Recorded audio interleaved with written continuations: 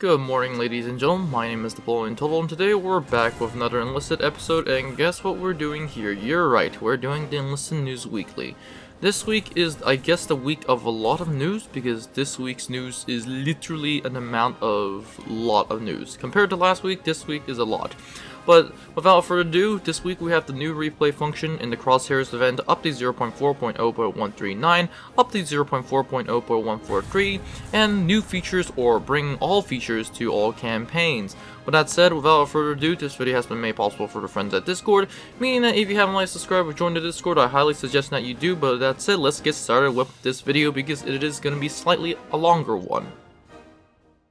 So the first thing that we have is essentially the new replays function. This first new replays function just basically updates essentially all the replays function. It does not capture screen. In the cinematic menu, you will be able to find a screenshot or recorder video of high resolution. For example, you will be able to take a 10K screenshot or recording a 4K video while playing full HD. Let me know if you guys want me to do this or do something along the similar lines, or do you want me to show you gameplay videos, which I'm honestly for it. But that said, guys, let's move on to the next stuff, and because this replay function is so quick, we're just going to do the Crosshairs event. From November 25th, 1300 GMT time until November 26th, 1300 GMT time, fighting in squads of all campaigns and receive a unique nickname decoration, the Crosshairs, during 2 time slots, 1400 to 1600 GMT time, and 0 to 200 GMT time, consists of enlisted game developers will join the fight. We will make your team stronger and become your covert attack. The issue is that, from what I've been seeing from the live stream, it's interesting to say the least. But we'll be streaming your official channel battles. Now one of the developer participates with rotating members, meaning that the developers are going to get engaged. And you're, besides getting a nickname tab and essentially a developers tab, there's nothing else, which is really sad.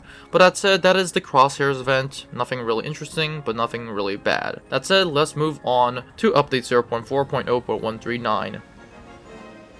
So the last thing that we have up is going to be update 0.4.0.139 and update 0.4.0.143. Since they're so, essentially, one is extremely short and one extremely, or longish, I guess I'm going to be grouping them together. So let's start with update 0.4.0.139, and the first thing that it does is improve AIs.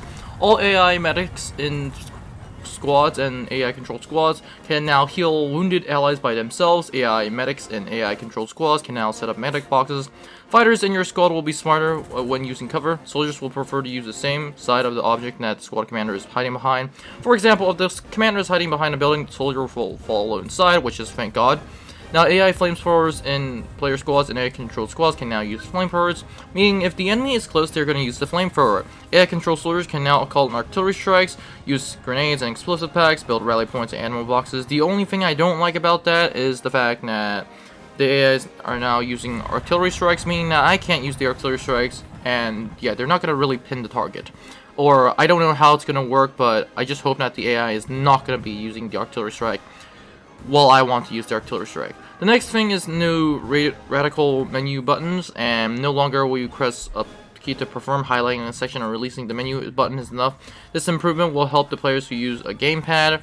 Radical menu no longer has submenus. Orders for your squad to open by default. From this menu, pressing the corresponding keys. Formations and behavior of AI soldiers can be set up in the soldier menu. Now this is the first item. The radical squad is at the top, which is at 12 o'clock. Other changes include add an option to automatically choose an optional game server, fix the crosshair of the KBSP WZ38M, and rebalancing weapons for the Pacific War. So this is all going to be the weapons for the Pacific War. These include the Type HE rifle, the Type 100 SMG, Type 1 SMG, the Type 2A SMG, the S1-100, the Type 99 rifle, Type 1 rifle, the Type Otsu, the MT28. I'm assuming this is the MP28, the MP28 with this 50-round magazine. The Type 97, the Type 96, and the Type 11 apparently all have their buffs and reduces, aka they all have their buffs and debuffs. And then the next one we have is balancing weapons for all the campaigns. These include CBT-40, CBT-40 Sniper, reduced from 13.2 and 12.7, ABC-36, CKC-44, Gewehr-43, M1 Granite with grenade launcher, PBD-38-34, damage increase from 5.2 to 5.3, PBD Biat, PPSH-42, PPSH-43, MP-40, MP-40 silence, Irma EMP suppressed, M3 suppressed, all have their buffs, which is interesting.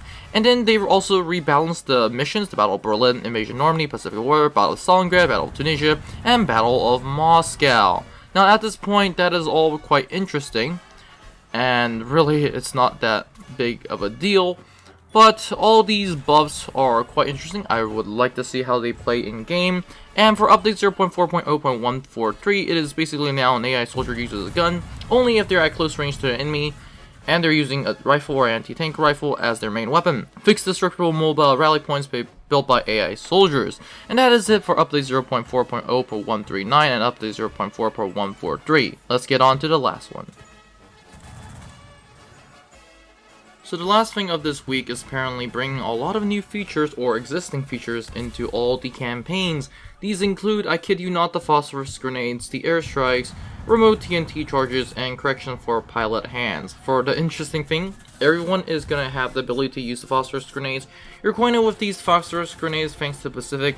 When they explode, they just don't engulf everyone in a small radius of flames. You'll find the British Mark 77, the Italian RCM 35F1 in the logistics menu in Normandy and Tunisia. The airstrikes are now included in every campaign from the Pacific and Stalingrad, meaning that even in Normandy you can bomb the heck out of your enemies, which is quite interesting. Radio operator squads can now be called in airstrikes and unlock the airstrike upgrade. Remote TNT charges, this is exactly what it says. Essentially, you're gonna get TNT charges for every campaign. And finally, we have corrections for the pilot's hand. Honestly, what do I think about this entire thing? I think phosphorus grenades are going to be useful. They are going to be useful. Do I think they're going to be interesting or historically accurate or something along the lines of making the game a better place? No, not really, sadly. I do not think phosphorus grenades, and especially the other campaigns, is going to be interesting. Airstrikes are going to be iffy. Normandy is a good place for airstrikes. Historically, it is acceptable. Other places like Berlin, once again, that is extremely acceptable. Tunisia, once again, slightly acceptable. I honestly don't know if they should really add airstrikes. I obviously have to do testing in the game, playing the game more often, to give you guys a definition of should airstrikes be in the game. But I don't know, what do you guys think? And this is pretty much it for this video. Comment in the comment section down below what do you guys think about phosphorus grenades and airstrikes. But that's it, guys. Have a great day, and I will see you in the next one. Now before you leave, I would like to thank you very much for watching this video. I would be honored if you could like and subscribe to the channel. Remember, more videos are coming out, so it is a good idea to click on that notification button. Anyways, have a great day, and I'll see you in the next one.